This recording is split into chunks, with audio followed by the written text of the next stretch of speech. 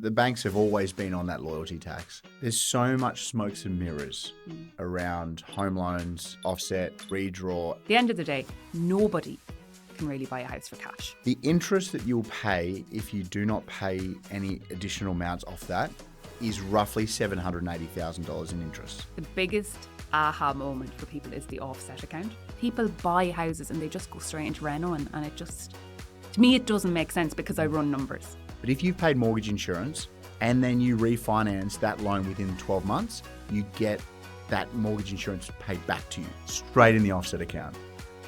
Doesn't that blow your mind? People want to beat the bank. How do I beat the bank in the fixed rate? Don't worry about that. Let's focus on this being your personal circumstance. I speak to a lot of people that are in business. They can earn more. I think it's harder for people that are on like a fixed set income. It's hard. What's one last thing that you would love to say, opportunity for anyone that has a home loan? Get themselves a piece of paper and write down a few things. First thing is... Welcome back to another episode of That Backyard Property Pod. Today is a special day. If you are a homeowner and you've wondered if there is a smarter way to be paying down your loan, then today is for you. We have an expert in this space who's just sharing their journey and their own experience. We have Laura, aka the Savvy Mam. Mum. Ma'am. Thank you for having me, Michael. Welcome. I'm so excited to have you in. Thank you. We've obviously been talking off air about what we're going to talk about today, but I really wanted to start today around what a home means because this is what we're all in this kind of industry for me is, but everyone's got a home and they've got their own experiences. And like you've been torn between two worlds. So what does a home mean to Laura? For me, I think it's putting down roots. So putting down roots in a place. When you come here as an expat, like for us, we came on work holiday visas. It's really until we actually bought a house, we actually were like, right, we're on the next step of the journey. So we were here, I suppose, 6 years before we did our first house. And we did like a house and land package. But for us, it's definitely been putting down roots for our family. And how does that feel being on the other side of the world to where you grew up? Oh, do you know, this is so different because even like just where we're from the countryside in Ireland where like there's space, like your neighbours are like fields apart and it's a very strange, kind of thing to take on. But I think it's, for so many people, like I know you can sell a house at any time, but for us, I think coming from Ireland where most people actually just stay in the same house, which we actually haven't done. But I do think there is that kind of, we've made it where this is where we have, and we now have somewhere to bring our family out to, our friends, a space that you can actually be like, this is ours, and they get to be part of it. You're building such a strong community. And what resonated with me was your openness around you just doing it rather than trying to take something from others. You're just giving, you're constantly giving. You've set up the page, it's been part of you for a number of years. What was the moment that you turned the page into more of advice around paying down your mortgage and focusing on that side of things? I think because I've been doing the page for nearly 4 years now. It started a year after I had my son, Danny. It came through motherhood. I think I got the confidence to start, but I saw the need. What started off as a business page and showing people how to like break out of the 9-to-5, create like freelance business, side hustles, turned into more around personal finance because I started to see people like were more scared about how to actually manage their money. For me, I was paying down our mortgage pre actually having kids, but once we found out we were pregnant on Danny, we started to really hone in on it because we started thinking about things going like, what if we are one income for a while or part-time, different things like that. So I'd love to say there was this mad grand plan, but there absolutely wasn't. It came from just connecting with people online and they were paying down their mortgage. And I was like, well, so are we. And I just started sharing it. And the thing that resonated with so many people was like, you know, if you save $50 here or $100. But I was like, if you save the 50, this is what we're doing with it. And that just blew people's minds. Now, I've never, like, I don't have the time to create like really like cool content. I've always just done kind of like actually like written content to show people, and like that like people's minds were blown. So yeah, like there's no grand plan. It is what it is. Yeah, it's what do you think it is about that message that resonates with people? People are not comfortable about talking about money, Mm. or else they want to talk about the lack of money. And I think people they look at me and firstly, they see me as normal. They see me as relatable. Like my husband's an electrician. I have my own business, but like we're not living this big grand lifestyle. Like I come on and I'm so honest. But I think it's just, it gives people a little bit of hope, going like, hey, they're kind of normal people. Like the story of us being expats, like us figuring it out. I think people respect you for coming out and saying it, because so many people are not comfortable talking about money. And for me, it's a tool, and it gets you to where we are. Yeah, and you're absolutely right, and I see it on my side of things. And I think one of the biggest aspects around that is that people are so concerned that they're not doing well enough, and that comes up a lot. And you do, for me, pull behind the scenes and say, you're actually doing really well. Yes. You're in such a fantastic Yeah. position. Oh, but so and so, stop comparing. Yeah. You're actually in a great position. Yeah. How many of those stories do you see on a regular basis? Oh, like comparison is the thief of joy. For me, I've actually really like tried to steer my content more into like, hey, these are my numbers, but they actually don't matter, because unless you run your own numbers, like this is just noise. So that's why I've never went down the route of being like, this is what I earned, this is what I spent, blah, blah. I literally go, $50, this is what it does for my loan. Why don't you figure out what it does for your loan? Like it's trying to empower people and not make it complicated. Like just be like, everyone has, like, there's so many other ways to save money now. If you just have a goal to direct it. And for someone who doesn't have a mortgage yet, use that as your deposit goal. But if you get past the deposit and you get the house, continue on and make the impact. Yeah, and going even deeper on that, you were mentioning once people do get the house, they're then off spending the money rather than sticking to the same sort of habits that got them to the house. It kills me. Like, it's that shiny new house syndrome. Like, that is what I label it as. Like, and I see it online because people share so much. And like, people's houses are absolutely beautiful now. And I'm there going like, but they're financially struggling because they have prioritized this. Whereas like people laugh at my content, but I will come on and I have like a 1997 kitchen. This is our second house. Like we decided to buy established in an area we wanted. It's a much bigger house. But I will literally be like, because I haven't changed this kitchen, I am like over $200,000 in interest saved, because I can live with it, because I can think of the freedom and, and people are not willing to, they want the house and they want it to be immaculate. I think people building houses get that because obviously it's a new home, but people buy houses and they just go straight into reno, and it just, to me, it doesn't make sense because I run numbers. To other people, because they've never ran numbers, they don't know what they're missing out on.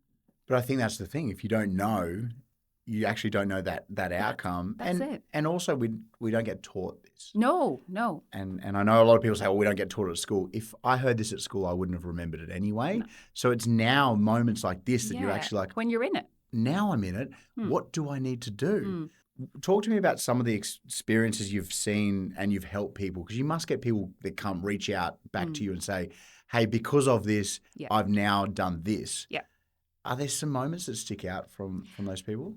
I think if we're going to focus on the mortgages, because that's why I'm here, I think the biggest aha moment for people is the offset account. So I don't know if you realise, but outside of Australia, like, offset accounts don't exist. Like Ireland, the UK, they don't have them. Like, you are literally, like, they're such a gold mine if you're using them, right? I think when people start to run their numbers and realise that, hey, this offset is saving me money for doing nothing, that's huge. That motivates people. So a big thing has been people saying, like, you've taught me how to use an offset. I've had so many people. Recently, actually, had a woman who was like, I've had my savings sitting in like a savings account for 10 years and never used my offset. And she was like, I randomly stumbled across your page. I just came across it. So for her, like, think of the money. Well, she's obviously lost, but think of the money she will future save. Weekly repayments is one. A lot of people, they go monthly at the start. They don't realise the impact. I know if you have an offset, it doesn't really matter, but it does in a way, because I'm a big believer in keeping only a certain amount in my offset. I use offset and redraw, but I'm very much like, if the money goes into the redraw, that's bye-bye money. If it sits in my offset, I potentially am going to spend it. So I keep a balance. Teaching people that has been a big thing, because I think it's a lot of noise. People just sign on the dotted line. They get the monthly repayment, which should be weekly or fortnightly. Realistically, it should for people, unless they're very good at budgeting. But yeah, like, not to go off on a tangent, but I think the biggest thing has been the offset and the redraw for people. Obviously, how to calculate interest is another thing, but I think they're all linked. But a lot of people don't realise the interest is charged daily. That's, again, another kind of aha moment. But the biggest thing is just kind of showing people that, like, normal people can find extra money and they can make an impact if they want to.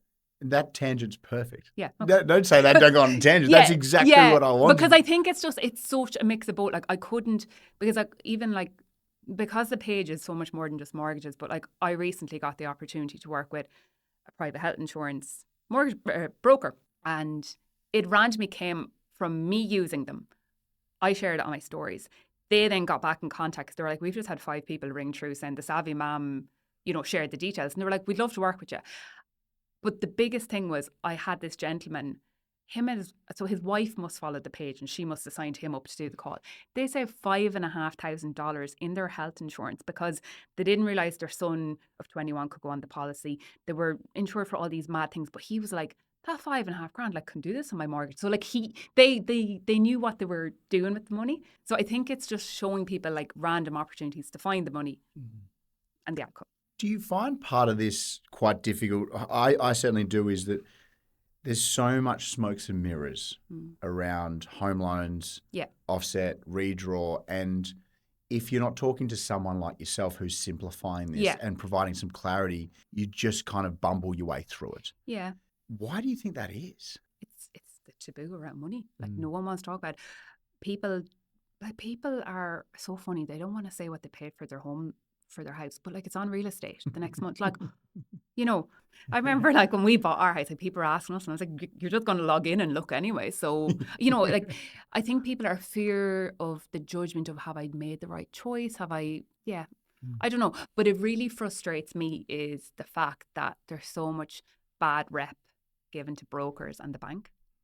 This conversation of like, people that are like, oh, I'm anti-bank, I'm anti-brokers. At the end of the day, nobody can really buy a house for cash. I do think there's an education piece there, but I also think that people need to take ownership, because it's like, you say you buy a robot vacuum, because I've recently bought one. I haven't read the instructions, so I don't actually know how to use it. Like, I let Kevin manage that. I'm assuming he has read the instructions. Don't know if he has. But the point is, we have went and spent money on a robot vacuum. Don't know if it's working the same. So that happens in houses. People put one person in charge of the mortgage, going like, and they just assume, oh, my husband deals with that or my wife deals with that.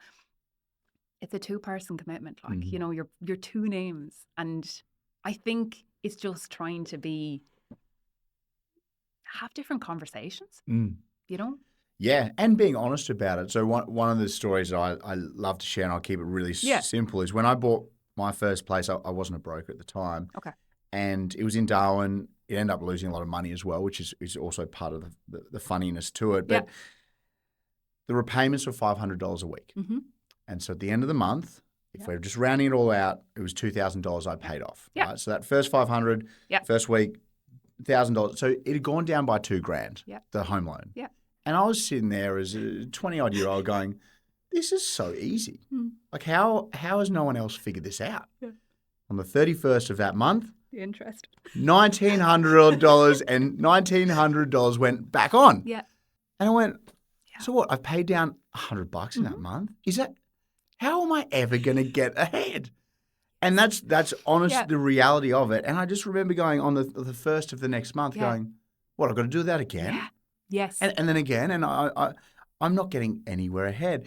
And so I have that same conversation with people going, don't worry, I felt the same. Yes.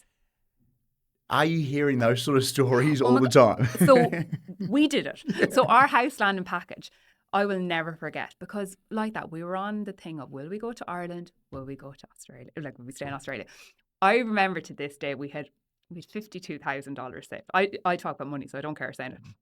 But we went to one of those show houses, and like, we were so naive. We actually told the builder guy this is what we have. What do you think we could get with? So he magically found us the house that was 549,500. Your deposit will just get you 10%. Firstly, didn't know about LMI. If I'd known about LMI, didn't. He hooked me in on, you've got 10%. So I'm like, okay. Then I suddenly get sting with this LMI at the end. Where's that $13,000? But all this stuff happened. I have a bad taste in my mouth about those house and land package sales people. I have worked in sales for years, and I just believe it comes back to bite you, and what they did was definitely wrong. But like that, we were like, we're paying this rent a week. Would that be the same with the mortgage? We hadn't a clue. We didn't have a clue. And this is why I'm so empowered to show people, because I'm like, we made the mistakes. And similar to your story, probably maybe 6 months into the mortgage, and then looked and I was like, we've paid not even $1,000 off this home loan. This is just depressing. But I did see that from looking at content and other people's stories, I started seeing I was like, well, we actually could pay more. So I did see the opportunity, thankfully, quickly. But I do I really want to shake the people that are at the start of their loan, because we have done that. We're 3.5 years into this home loan. So we sold the house that we built to go buy established. But we're paid up to year 16 in 3.5 years. And only 35% of the loan is actually paid off. And people are mind blown by this. But I'm we've just been hammering off so we don't have to pay the interest. Again, it's I'm so I think if people don't know what I'm talking about, I maybe put them in a tiz because I'm jumping from point to point. But the big thing is it's as simple as be smart at the start of the loan. Don't get distracted by just the deposit, because that's such a small part of it. And you're not paying interest on the deposit. That's the money that you've, done. Yeah.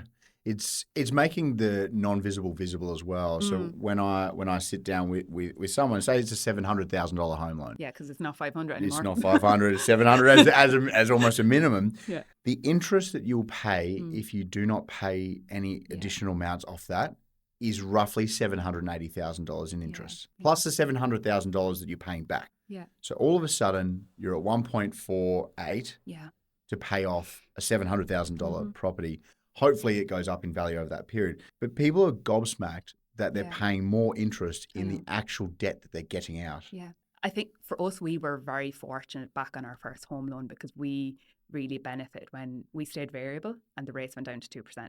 And I just could see it just being hammered. And I was just like, oh my God. Free money. Yeah. And that's it. But you don't but I also had friends that were literally sitting on the 2% and not paying extra. And I was like, this is the cheapest time you're going to have your loan. But if it doesn't interest you, you can't make people care about this. I think you just have to realize that. But I think you have to step away from that. You can't help everybody. You can only help the people that this will change some people's lives. For us, it's changed our life. We're going home for 6 weeks to Ireland next week. We did it last year, but we're able to forecast because the position we've put in for our mortgage, we're it's bought us freedom. And I'm not saying mortgages, it's not the only thing we do with our money, but it's the one thing that I want to share with people because I think it's universal. And I think that it's the stepping stone for people to get ahead, because there's so much content online about investing and all that kind of stuff. But I think if we go to the normal person who has a home loan, it's getting that right at the start. Even if you just put in effort for the figures, but 3 to 5 years, if you can save a huge chunk of time. So there's two parts I want to touch on that you've mentioned already. One is around having both parties on board, because I find this isn't stereotypes. This is just based on the amount of people we help. Yeah. The women run most of the finances in households. Yeah. And a lot of men that we help in this situation put their head in the sand. Yeah. And just pass the buck as part of that mental load to the female. Yeah. And and most of the time the mum. And so I think getting both parties on board with a strategy is so crucial. Yeah.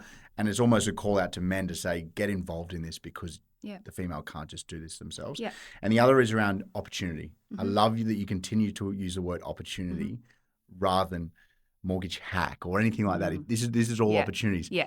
I'd love to dial in on the opportunities that you talk about, that you see, and that help actually everyday Australians. So I think getting your other half on board is sitting down and actually making family goals. What are your values? Like, what's important to you? Like, for us, traveling home every year is important. But I meet so many expats that are like, this is not in our budget, but they don't make it in their budget. Like, I'm very much a believer in opportunity. You find the money, you make hay while the sun shines. You don't say, I can't do it, because if it was important to you, you would do it. So I think like I remember before I got married, the man that married us, he actually said, you always keep communication open. You have the conversations, you talk to them like you would to your friends. So like, you don't hide the fact that, this is what you want to do. For us though, I kind of create little like motivators for our scenario. So when we hit a certain thing was like, we got our first bathroom renovated. When we hit another one, we did another bathroom renovation. So we had things to work towards. Mm-hmm. So I think sitting down and actually doing that, like for some people, it'll be a holiday. For some people, it'll be just to celebrate that they're 5 years ahead or whatever. But I think sitting down and having those conversations, and that's people that are just not comfortable talking about money. But I think if we all just got a little bit more comfortable about it, because it's the reality, we need to be. But yeah, like opportunity for me has been like looking at the simplest, like day-to-day ways to save without cutting back, and then using those savings towards it and actually like seeing the results. Like, I think the biggest thing for people is like they can't Visualize it. visualize it. I think because they have nothing to measure. So I think when you run your numbers and you understand that 100 a week, you find the 100 a week. So I'm actually working with a girl over in Sydney at the moment. She's like quite a good friend of mine, but she's asked me about like money coaching. And I'm like, I don't do money coaching, but I'm more than happy to sit down and chat with you. But she said from having chats with me, like she started making decisions like going like, I don't get a taxi, I'll get the bus. But then she suddenly like finds $100, but like puts it on the mortgage. And that's where people need to visualize it. But looking at my examples online mean nothing, because like I'm where I am on my loan. And like what you were saying, the normal person nowadays is taking 700,000 or 800,000 out. But the $50 for them actually has more of an impact than the $50 on my loan, because I'm way ahead. So it's trying to show people like that is the opportunity. It is the opportunity. And I think going to that moment around, you have nothing to measure yourself on. Yeah. You go through that first, mine was the first month, yours was the first 6 months. So everyone that has a home loan has this moment. Yeah. So whether you already have a home loan, you've had the moment. I don't think everyone does have it. You don't reckon? I don't think so. Okay, well, talk to me about I actually don't. I don't, because like I think people are so busy, and I think it's on a to-do list. But like I've had people say to me like, where do I find my mortgage balance? Like they've never logged in. Like some people don't even have because some people get mortgages with like not their bank, so they don't log in. So they see like the weekly or monthly payment going out with their like, their day-to-day ANZ account, but they've never logged into the mortgage because they're like, I'm paying what I need to pay. It's a bill. But they don't look. So they don't, like, I've had people say, how do I know where I find my interest charge? It's on the statement, or like it's on the online. They don't. Well, some of the banks make it pretty hard to find nowadays. So. I know. Do you know what? It's so bad. You know, the people that, like, I think Combank used to share, like, how much you saved with the offset, but, like, ANZ doesn't. Like, but I think because, like, you're a very proactive broker from what I'm gathering, and you are looking at the education piece, you're having this conversation, but there's a lot of people that are not sharing this. They're not. And I also think that with the cost of living crisis, and I do think there's been a huge opportunity for people to share this type of content. And I think any broker that's not doing it is crazy, because it is an education piece. It's, as you say, it takes you away from just talking about the boring, like this is the interest rate. Like it's a customer service. But 6-7 years ago, people weren't doing this. They were just signing people. For me, it's really hard to justify getting people into debt without showing them way out of it. Yeah. That truly is. You can't sit there and allow that to happen and then not accept that you're trying to get them out of that. There's one thing you mentioned just before around insurances, which I didn't think we were going to go down that path, but insurances is something that everyone is a set and forget as well, right? You've got your home insurance, you might have income protection insurance, you've got car insurance, you've got a number of different insurances you have. Yeah. What are some opportunities that you see in that space? I think people are paying like a loyalty tax. I think people are afraid to move. If it's not broken, why try fix it? I was firsthand, I paid 12 years with Bupa there recently. And again, I think because I wanted private, like obstetrician, like I had reasons, but also coming from Ireland where you just have health insurance. So like you just, it was a bill. But I think it was for me, for this page, because I was trying to find opportunities to show people like this is another way to save money. I end up saving like $1,300 switching my insurance, got better extras, and I got like 8 or 10 weeks free. I shared this with people, but like it then kind of transformed into like I rang up the internet company, didn't get a saving, but I got a better plan and just different things. But I think there's not enough focus on that. Like you got to take ownership of what you're signing up for. I think everyone is just like, and I do think people are time poor, but I also think in relationships there's one person managing it, like, and the other person's assuming the other person's managing it, and definitely a lot of it is left to women, but I do think the load could be shared if conversations were opened up. I will need to put my hand up because if my wife does listen to this, she absolutely takes control of the insurances, and I do not give her enough of my time and effort to help with that. Okay. So if anyone else is listening and they do have that, at least be honest about it and say that take your hat off to the person that's actually doing it. But also if you are talking about it, be fully present in that moment to help with that. Yes. How important is it to empower women in this space? I'm gonna come across very like pro women, but I think women don't give themselves credit for how much they actually do on a daily basis. And I have seen so many women like create amazing businesses in the last few years off the back of just a bit of belief. Because in fairness, any mother is working their socks off, running a house, dealing with the school calendars, all that kind of stuff. And I think they just need to see that they can understand it. Like, and you need to like connect with people that are not trying to fill it with jargon, and also accept that you don't need to be like a financial expert. Like you don't need to know everything, but even like a little bit can go a long, long way. And I think from the women that I'm chatting to on here, like my main audience is like 35 to 55. But a lot of people that I've been connected with are like women in their 50s, and they're just like, they wished somebody would have. But again, it's social media. Like it's people, this content wasn't even here a couple of years ago. Whether it's the cost of living that's driving it, or whether people have jumped off the back of it's an opportunity of like, it's good content to share.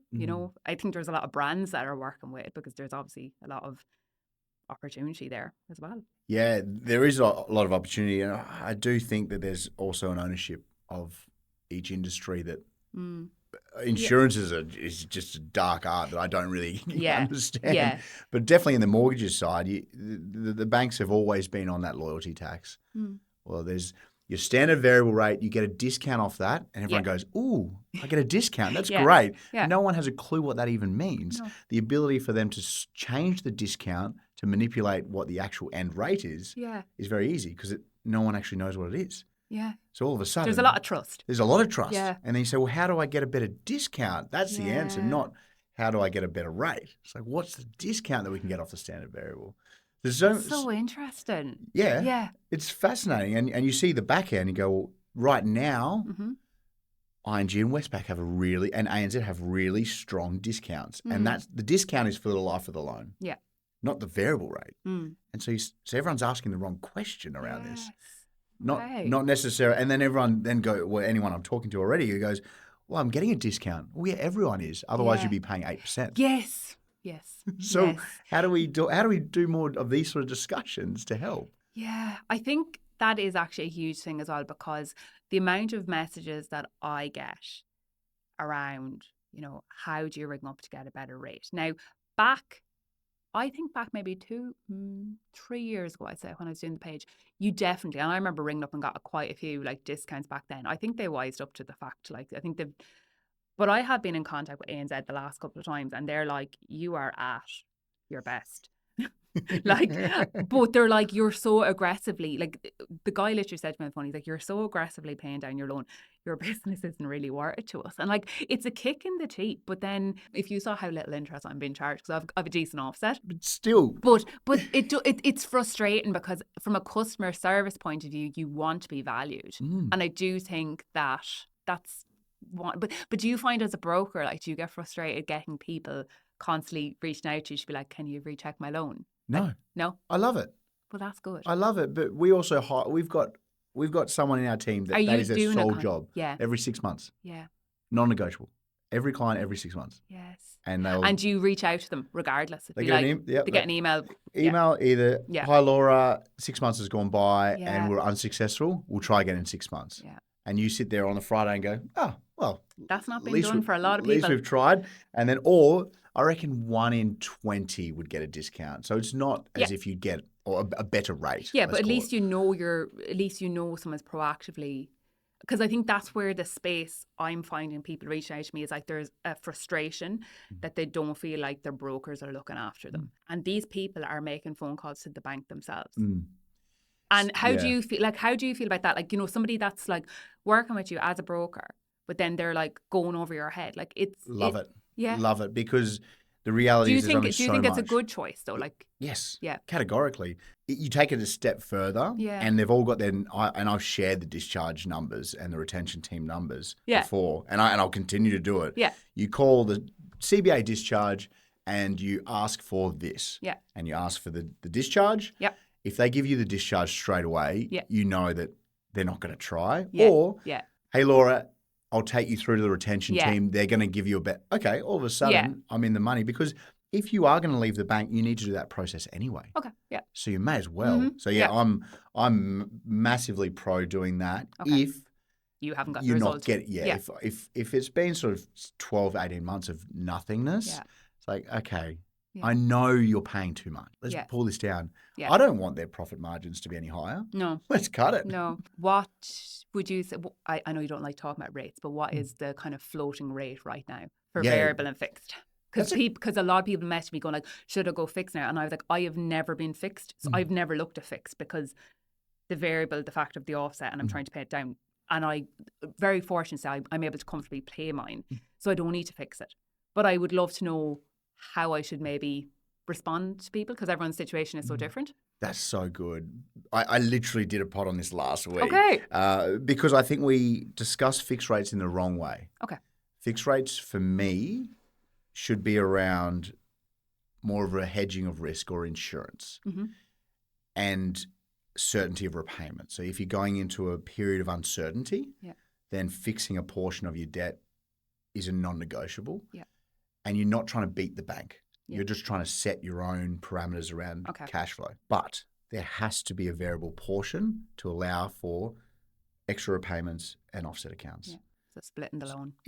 Categorically. And so if the split just varies depending on your personal situation. Okay. Yeah. And if you're about to have a baby, then fixing a larger portion might be in your best interest. But if you have a large commission coming in or bonus, or you're both back at work full time, most of it should be variable for that very reason. So I think we kind of view fixing, what I see a lot is people want to beat the bank.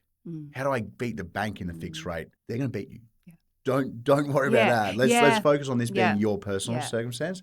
But the interest rate is always a fascinating one, because it's as you see, it's so dependent on the loan amount to the value of the property, the deposit, where you are in it, where you are, and what is the loan amount. So all of a sudden, if your loan amount's above $1 million, you get a better discount. Yeah. If your loan amount's below $500K, and so you go, I've paid off so much of my home loan, and I get a higher rate. Bank's like, because that's what it is. Yeah, too bad. They're just like, if you wanna like buy another property, and you're like, no, like I'm working on this, like, but they see opportunity, like, and I think the people that are like raving about, they're like, oh, I'm in the 5%, but it's like, but your mortgage is like 1.2 million.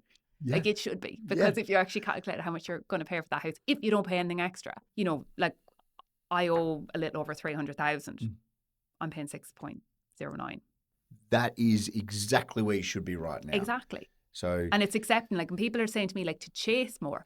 But at the same time, I'm there going, like, I'm not using my energy that way because I know I'm doing well. I'm in a comfortable position, but like, I'm not complacent either because every month I'm monitoring, like, what am I getting charged on interest? Like, it's visibility on where you are. yep. But like what you're saying, everyone is chasing the discount, but they don't actually even understand really what it's saving them. Correct. The people that are like, oh, I got a reduction, and you're like, yeah, what are you going to do with that $200 extra? Like, nothing. Or where did the reduction come from? Yeah. So I was paying 7%, now I'm paying 6.5, and you go, oh, I should Yeah. be at 6.1, but they get the reduction. They're like, oh my gosh, I got a reduction. I go, Yeah. oh no, but you're still not in the ballpark. Yeah. But you got a reduction. Yeah. It's great. Yeah. I love this space, and I feel that it's very dry though. It's very dry, but it's so important. Yeah. No, and I just wish that people saw like the outcome. So running your numbers and looking at your mortgage is not wildly exciting. Like, I understand, like with my page, I'm there going like, if you look at it, it's not like clickbaity and exciting, whatever. It's very, very boring to the point. But I'm there going like, but it's the outcome. I'm trying to show you, like, by doing this, what you're going to get from it. Because like no one wakes up in the morning and go, oh God, I love paying off my mortgage. Like like high-fiving yourself. Like, this has become a routine for me. Like, I don't even, there's a calendar like notification every month where I check the interest I was charged, do it on my little amortization spreadsheet. I look and go, how far are we ahead? We have that one conversation a month, but it's all like set up and automated. I'm self-employed, so obviously I get like little like extra wins every now and again. That income has always went off the house. So I think another powerful thing, and again, I don't want to sound obnoxious because I know it's not everyone's reality right now, but we lived off one wage when we started going out, when I started the business.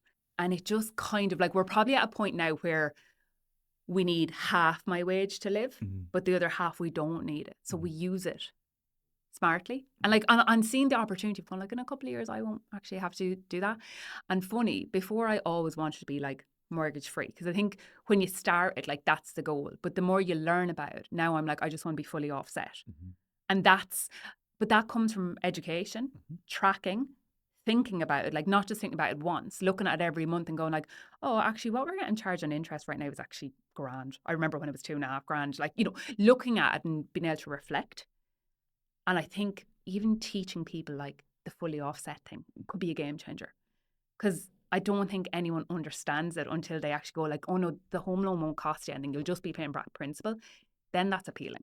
If you know about it. Yeah. And that's what I mean. So people come to my page and they just get hooked on the like maybe the $50 extra, but they're not fully understanding like the opportunity and actually going like, right, if you find $50, but if you could actually like max it out to like $1,000 a month, finding that. And like, that could be starting a side business. That could be doing the crazy things to try find extra money. But people would be surprised what actually is available. Like, it's like most houses are 2 incomes now, like, and yeah. And I think one thing you touched on right at the start was around offsets and interest is calculated daily. So most people don't realize that. Yeah. But all of a sudden, if you're paid weekly or fortnightly and the money's landing in the offset account, you're reducing your interest from that day. Yes. So all of a sudden, you have maybe 2 or 3 offsets, and you really have your salary paid in one, your main account in savings in another, and maybe a holiday in another. But all of the money is pulled together to reduce that interest every day. Yes. Yeah. And that's even trying to teach people like how to use a credit card, right? Because I think, again, you're online. There's a lot of content around frequent flyer points. I don't get into that. I don't, because the only place I fly to at the moment is Ireland, so it could not benefit me. So I reduce that. So I do things like collecting like the Flyboys and Woolies points. And like last year, I think I saved like $1,400 in like Flyboys and Woolies. But what I did was I actually took that $1,400 out of like my Christmas sinking fund, put it into the mortgage. And then I like used that $1,400 to like buy presents and food shop. But people are their minds are blown by like something like that, because people don't think like that. Whereas like, I just try to find the opportunities without like giving up on things, because like I'm not going to give up coffee. I'm not going to give up my holidays, but there is definitely clever ways to save. I think especially like the piece around people having children. Like, they don't need everything new. You don't need all the clothes and the this and that. Like, there's such an opportunity, I think, to save when people have children in the early years. A lot of people don't see it, but like, you have a kid in school now, you can see the expenses starting. Them wanting this, wanting that, the runners, the this, that. They don't want anything with their babies, you know. So I think there is an opportunity there, like, for even for people to change their mindset around finances. Like, when you're at home and you're on like a mat leave, or you've had to go down to one wage for a while, like, trying to like figure out how we could actually continue. There's so many points in there I that I know. don't want to touch on. It's To stay here for the day. Oh yeah, I know, and I get excited about it, but I understand that the reality for some people is that cost of living is quite I know. tight. Yeah. This is quite funny because it's very topical. So we have 3 jars for our daughter, our 6-year-old. Mm. So we have a give jar, so she chooses a charity she wants to nice. to donate to. Yeah. At the moment, it's Panda Research. And then she has a spend jar, Yeah. and she can spend it whatever. Okay. Absolutely whatever. And then she's got a save jar. Save jar. She gets $5 a week. Yep. And we give that to her on the Friday in gold coins. Okay. And if she puts in the save jar, she gets an exact match. So she puts Nice. $1 in, I give her $1 straight away, or my Incentivized. wife does. Yeah. All of a sudden, she watches that and goes, oh, I'm going to put another $1 in. She gets another $1. So every time in the save, in the spend, whatever she wants. Anyway, yesterday she had $4 left in her spend jar. Yeah. Because she bought some plastic piece of rubbish. Of course. Previously. But Yeah. she had $4 left. Yeah. What can I buy with $4, Dad? Yeah. Well, right now, not much. Where do we go? Vinnies. Yeah. So we go to Vinnies and we're pulling off these soft toys from the shelf. Yeah. $10 each, $8 each. Can I buy it? Yeah. No. So what do? Okay, let's look around. She finds these denim shorts, and if you knew my daughter, you'd know this is right up her alley. She gets her denim shorts, and they've got smiley faces and love hearts all over them. Yeah. How much are these? She looks, $2. Just delighted. Oh my gosh! So we go to the counter. The lady goes, "Here you go, $2, thanks." She's got her $4 that she's been clutching onto. She pulls out and goes, "There you go," and then she's walked away with her denim pants and $2. Yeah. The best thing that's happened to her over the weekend. We did some great things on the weekend. Yeah. And that's the highlight. I know. Buy a country mile. Yeah. What do you do with your children around money and finances? Yeah. That's a funny thing as well, because I found that was the quickest way to teach Danny his numbers, was taking him into Kmart and going around looking at the price tags, because he's in pre-primary now, trying to motivate him to do schoolwork is a whole different thing. But if you bring him into Kmart, but he associates everything as in, how many Hot Wheels could I get for that? But we've then tried to show him, like, he loves going to the cinema, and you're like, well, that cinema ticket's going to cost 20 Hot Wheels. And it's trying to show an understanding of, like, that experience might, like, you might see 20 cars. I get that. That's a lot, and it's a cinema, but it's trying to create an understanding around money. But like what you're saying, like, not trying to teach them that they can't spend either. Like, I think they have to find what they value. So, like, if you love going to the cinema, like, we do have to save up for it. We actually found that he wasn't that incentivized with actual money, but we have one of those skylight calendars.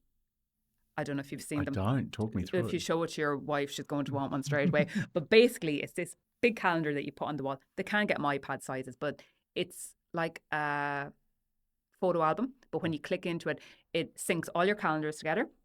But there's a chore chart, which you can have chores if you want. Like, it's the whole family, and you get stars. But what happens is you put in, like, only, like, when you get 40 stars, you get like a trip to the cinema, or you get this, and this. But he has like a little routine like that he follows, like, like getting ready for school, packing bags, and he gets a star. So he associates that as in, like, that's money. I tried real money, but I think for the way the world is going, they're probably going to be on bloody debit cards, and you know what I mean? But I would be interested to see, like, maybe next year when he's 6, he might have more of an understanding. But like right now, it's incentivizing him with rewards, and that's the money thing. But I would always explain how much something costs to him. Well, yeah, our jars are glass, So she can see it, and so she's holding it. So going to that point around, maybe I need to look of that touch feel, she's holding it, and she's like, "This is my $4."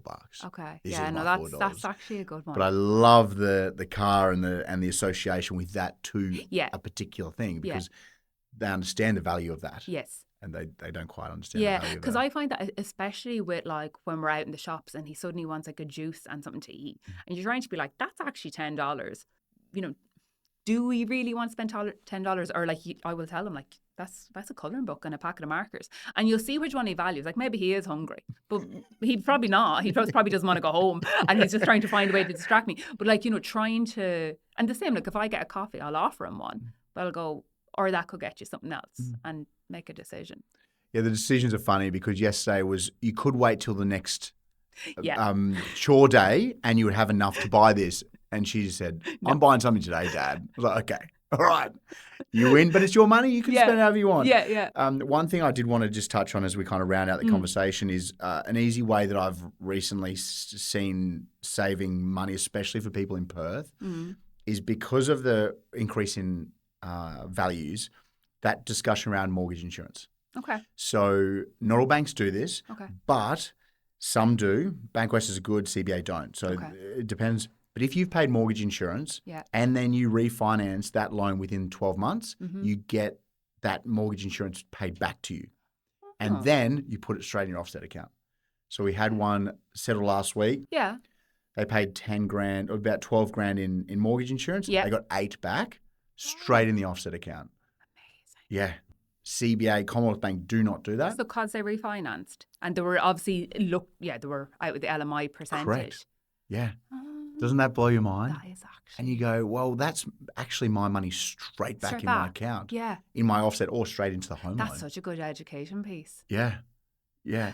It's not known about much because not all banks do it. Yeah. Some banks like this one with AMP, they is 60% or it was 70% of the anything mortgage. back. I know.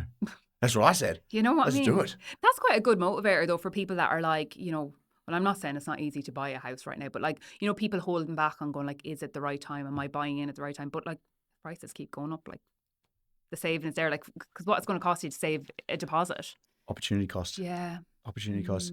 As we round out today, I'd love to hear one story, not mentioning names, but one story that's resonated with you from somebody that you've helped over the last couple of years. It just seems such a common theme in the fact it's more just people understanding the mortgage, and it's women, and it's just something that people I don't think they valued what would come from it. Like I have so many stories of people that have set up their own businesses, and obviously the opportunity of what they've earned has gotten them ahead. So I think it's looking at it two different ways, because like I speak to a lot of people that are in business and they can earn more. I think it's harder for people that are on like a fixed set income. It's hard. But I do think for them, it's finding opportunity as well. Like I'd love to say I have a story, but I really don't. It's just it's a common theme of, it's like a light bulb moment and people have made progress. Well, if you didn't have one, I had a backup one just in case there wasn't a specific one. We recently helped someone who separated from their partner, and their partner, unfortunately, took control of the finances during that. So out of that, on her own, mortgage on her own, didn't really understand how redraw and offset worked. Okay. Which is fair. Very, very normal. Currently has 80,000 in the offset. Yeah. I'm not mentioning any names. It's just a scenario. 80,000 in the offset. How quickly can I pay this down? Because now it's all on me. Yeah. I don't see a way ahead. Yeah. It's been 3 months and I haven't paid down much at all. Yeah. That's really common. 80,000 in there. If you leave the 80,000 in the offset and you pay $200 into the loan per week, which is a lot for a single mum, I get that. But this is all around the visualization of it. Yeah. She was going to pay off that home loan in 14 years, not 30. Yeah, I know. And she was going to save $485,000 in interest. Yeah. And I could hear her on the other end of the line going, I just didn't realize it was that big of an impact. Yeah. Yeah, no, and I think I take it for granted because I'm just doing this and I'm just like, I'm in it and it seems normal. But I do, like people are like, I get a lot of like clickbaity things when I do share that like I've saved over 200K in interest. But like, I think it's showing that like it's 35% paid off. Like there's still a lot to be paid, but like that's a huge chunk of savings. But I think definitely it's assuming people don't have the extra money because there's so much content around people are doing it tough. Mhm. And I think maybe I'm just very fortunate, but like in my group of friends that I have, nobody is. Everyone is actually doing really well and they're in a position that they're comfortable. So they are actually able to do more. And I think it's just highlighting the fact that, like, yes, people are doing it tough, but also people are doing well. But the normal people that are doing well that don't have the education around how they could make an impact is what is missing. Well, If there's two people working hard, like there is spare money. well, And no, if you don't yeah. realize, like, if you just accept, or like, I think there's even a huge education piece around like people like get a mortgage and they take car finance out. Like that just like why? But they do it. But I think it's just like if people could understand that impact. Mm. Have the nice car, but like maybe hold off on it for a few years and like maybe buy half of it at least in cash. Like, but it's just trying to show the impact of that interest being charged. I think the thing you just touched on there is if you are getting paid a salary, you can do a lot of what we're talking about. So if you do have a job, which is a lot of the country, Yeah. and you are paid a salary, which is a lot of the country, Yeah. if you have that salary put in an offset account from day one, Yeah. you're already doing You're doing something. a large portion of Yeah. the legwork. Yeah. As we finish off today, I've got one final question for you. And before I do want to, the work you're doing at the moment is really impactful and you're actually changing lives. Thank you. And I think it's really easy to say, but it's true. And we're not saving lives at all. And but you're changing them. And if you're changing one person or 10 people or 20 people, that person's life has changed forever. Yeah. And all of a sudden, so has their kids. Their kids. It's generational change. Yeah, absolutely. And what you're doing is amazing. And I wanted to make sure you're aware of that from me because you've got a wonderful page. So if anyone was wanting to find you, we'll obviously have that in the show notes. As we round out today, I've got one last question and it's around what we're proud of. Because you're in social media and you can see the way that people like tearing down other people, especially in this country and other countries. Because I've got two daughters, I want to make sure that they're aware that they can do whatever they want. Yeah. And if they want to strive for something, no one's going to tear them down. Yes. On that note, what are you most proud of personally and professionally? Personally, it is my family, the life that we have created here. Me and my husband, like we came here with no intentions. And like, I'm so proud of what we've created. Like our beautiful kids. I think the kids I'm so proud of that for me because it has changed everything for us.